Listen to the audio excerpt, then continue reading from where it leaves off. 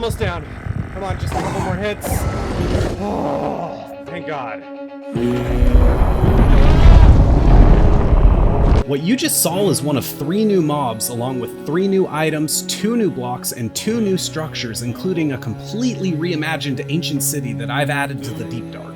I love the Deep Dark. It's some of the freshest content Minecraft has added in years, but I've always looked at it and felt that it had tons of untapped potential. So I wanted to expand the Deep Dark into a whole new zone, leaning deeply into the horror and stealth elements, and fix some of the gripes people have had along the way.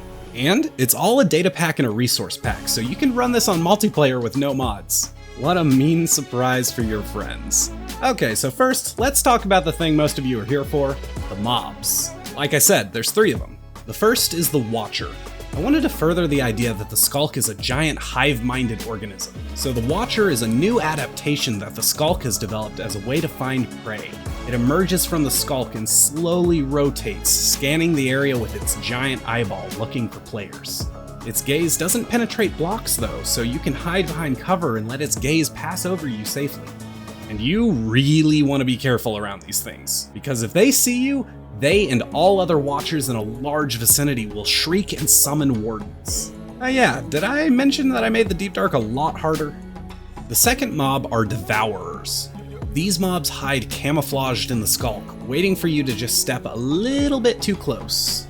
If you do, they open up and pull you into their jaws with their tentacle-like tongue. If that happens, you have to cut yourself free quick, because they will chew you to pieces fast. And of course, the mob you've been waiting for, the Keeper.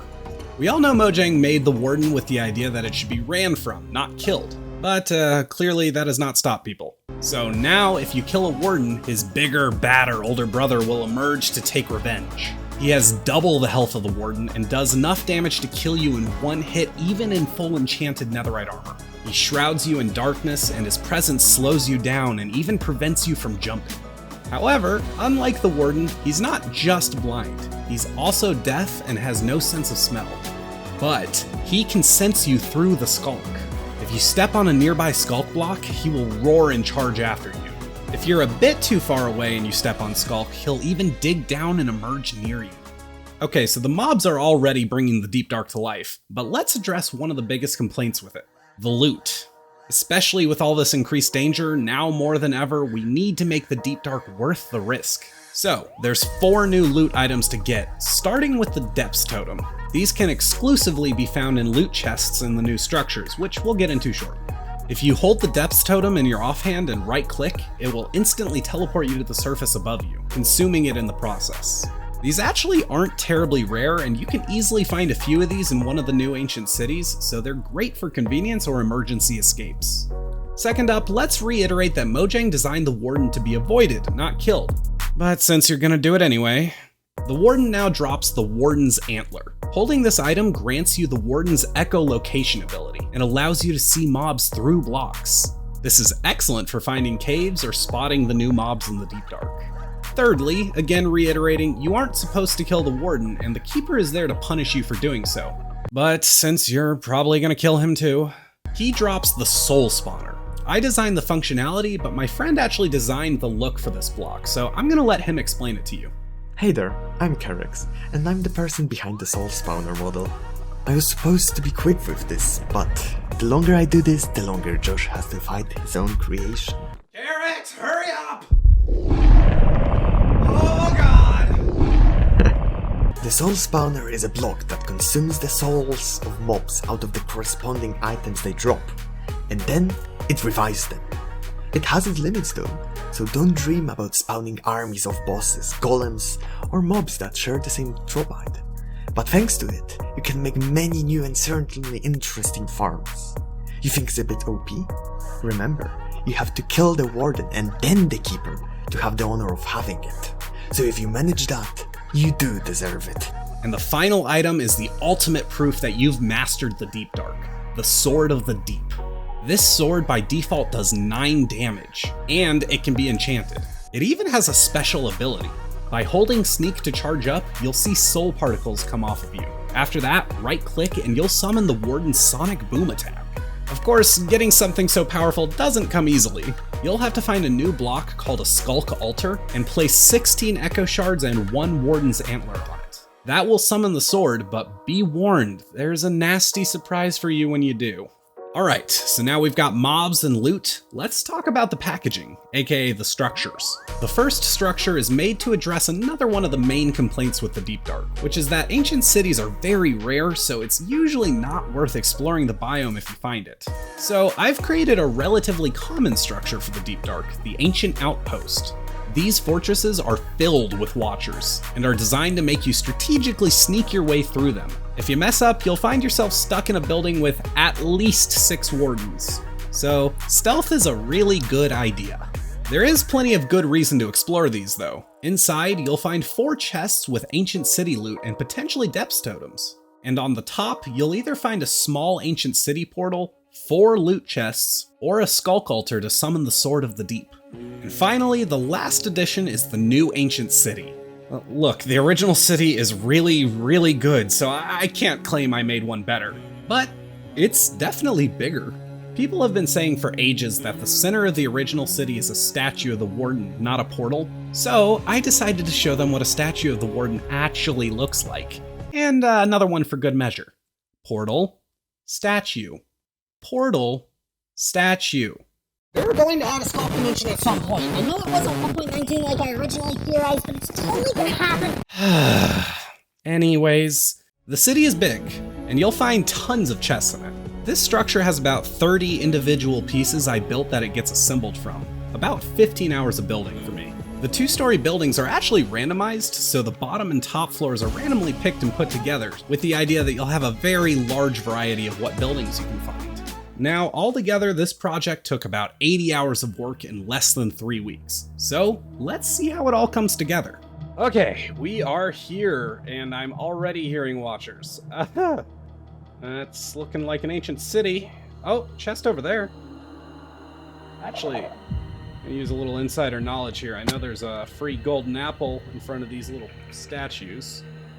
As long as I don't set off a shrieker, I'm good. Oh, is the watcher's down there. What's up, man? How you doing? You can't see me from that far down. You have to be on the same Y level as me. This is me explaining things and being entertaining. It's not working. As long as there's not another one that I'm being too lazy to check for. Nope, we're good. Hey, depths totem! So I can make my emergency escape when this all goes wrong, as it inevitably will. Oh! Why did you spawn right there? I need to fix some spawning stuff. This is not working right. That'll be fixed in the public version. See you later. Oh god, another one saw me. I messed up! Run away! I can't see anything, but we're on wool, it's okay. I think it's okay? I don't know if it's okay. I don't know where they spawned. I set off another shrieker. No. Oh! It's a tower! Oh my god, where am I? Wool. Stay on the wool. Oh. Alright. Let's begin the plan. So I gotta build a hole. I gotta find a good, convenient place to build a hole. We're gonna build it in the center. Alright. The safety box. Now let's go get us a warden. Hey, watchers. Want a piece of me? Hey, wait! I want to be seen! I want to be known!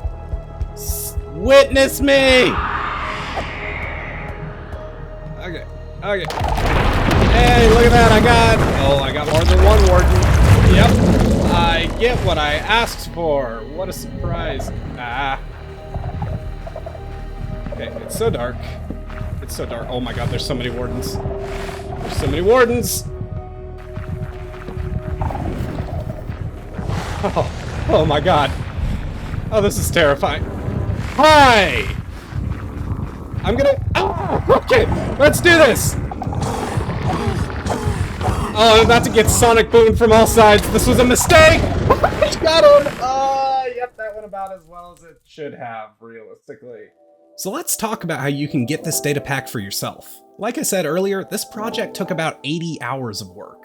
Even my archaeology overhaul took 50 hours of work, and that video has made just over $100. That means I'm literally making about 50 cents an hour on these projects, and I love doing them, but if I'm gonna keep doing these full time, I need a change. So starting with this project, I will be opening a Patreon for early access to these packs.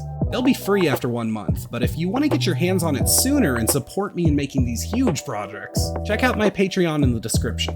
There are other great benefits too, like voting on my next project, shoutouts in future videos, and I'll also be updating my archaeology and dungeon overhauls to 1.20 and putting them in early access there first. This was a hard decision for me because I do love releasing my projects free. I feel like it's a really good value add for people checking out my channel, but I'm a small creator and I'm one guy. Believe me, I am going to do my best to make it worth every cent. And on that note, with 1.20 coming out, you should go check out my archaeology overhaul if you haven't seen it already. I added an Indiana Jones-like temple structure with new powerful relics to find. Go check it out, it's on the screen right now. Anyways, thanks for watching and I will see you next time. Bye!